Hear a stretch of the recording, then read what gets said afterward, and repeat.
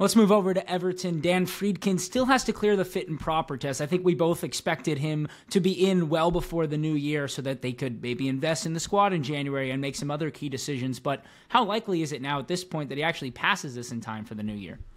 Well, there were 4 boxes that had to be ticked, and the 4th one is still the one that's really dictating the length of time, which is the Leadenhall against ACAP legal case. And they've got to approve that £200 million loan action. That's what's taking the time. He's already got 2 boxes ticked with the FA approving him and also the Financial Conduct Authority. That means the Premier League, I think, is still a formality. It normally takes this period of time, but I think it should be imminent in terms of that box being ticked. So if the legal one could be ticked, then he could well be in before Christmas. And then, as you say, I know that there's work being done behind the scenes in terms of their own views on football side of things at Everton. But yes, we need to get them in sooner rather than later and get some stability back at the club. And Friedkin has obviously got himself into a bit of a mess at Roma this season. Multiple managers, bringing Claudio Raneri back for his 2nd or 3rd time in charge at Roma.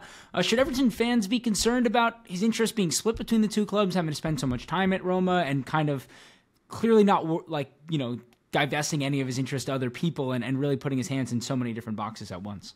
Yeah, I'm not too concerned because certainly the Everton situation is going to be handled by the lawyers right now. I think Friedkin and his son certainly have spent some time, but now they've got Raneri in place. And the interesting thing as well as Raneri is agreed that once a new manager is appointed eventually, he will then go upstairs to be like a sporting director. So there should be some stability in Roma now. Certainly not in a great league position. They've got to pull themselves up, and they've got to have a great second half of the season and a good festive season as well.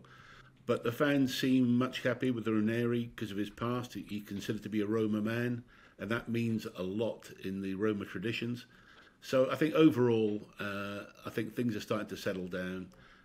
People have learnt a lot, particularly the Friedkins, in terms of this sort of situation.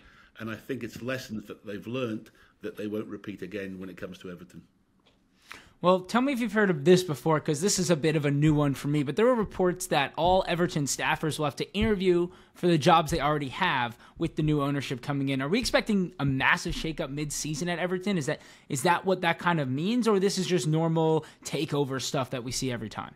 Well, I don't think it's necessarily related to the takeover, because I don't think anybody could just come in until they actually are the owner to be able to take those sort of HR decisions. I did hear about this from several sources within the club last week. I was very surprised because I thought this would affect morale considerably. Given what the staff have been through in the last 2 seasons, and again this season in terms of the relegation battles, and how they've held it all together, I was very surprised, and I thought it would be a bit of a blow to morale. But it's actually something that, it's a process that some clubs have gone through before. I'm particularly surprised at the time of Everton having to do this. But then again, it's business these days, and people have to look at budgets and try and see whether there's any room for cost cutting within the club. But the morale issue is one I'd be concerned about right now. But yes, it is definitely happening that people, and even some of the most loyal, historically excellent employees have been asked to do the same thing. So I was a little bit upset for that.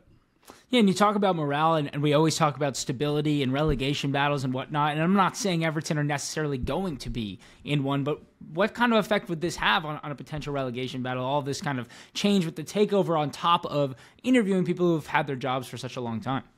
Well, you're absolutely right to point that out. I mean, that's what I'm saying. It's the timing of it that surprises me more than anything else. And I don't know if it's the right timing, obviously, in terms of, you're right, we're not in the right end of the table right now. It's about a whole club pulling together, and it does stem from the top. And we've seen that before with clubs that have had issues, that it can lead to feelings on the pitch. But look, we've got to see. I'm no longer there, but we've got to see how this plays out. But it's not the sort of thing I don't think I would have tried to have done right now. And does it feel like Everton potentially dodged a bullet on John Textor, considering the news of Lyon's potential relegation from the French top league and all the issues going on there, on top of clearly things not going exactly to plan at Crystal Palace with his shares and whatnot? Well, look, it's did we dodge a bullet? I think, to be honest, maybe because he's got himself. He is one that is preoccupied on a number of fronts right now, and certainly he's trying to sell his shares. He's come out saying that he's had 4 offers, he thinks, for his Crystal Palace shares. They haven't been able to meet the valuation that he wanted, but still there'll be offers that will be acceptable.